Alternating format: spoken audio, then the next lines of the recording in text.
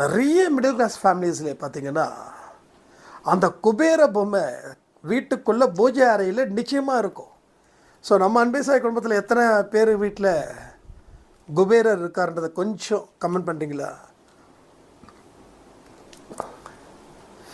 அப்போது எல்லா விஷயத்துலேயும் ஒரு மெசேஜ் இருக்குது. ஒரு மிராக்கிளில் ஒரு மெசேஜ் இருக்குது, ஒரு கஷ்டத்தில் ஒரு மெசேஜ் இருக்குது, ஒரு வெற்றியிலையும் ஒரு மெசேஜ் இருக்குது. எங்கே மெசேஜ் இல்லை? திரும்புகிற பக்கம் எல்லா பக்கமும் மெசேஜஸ் இருக்குது.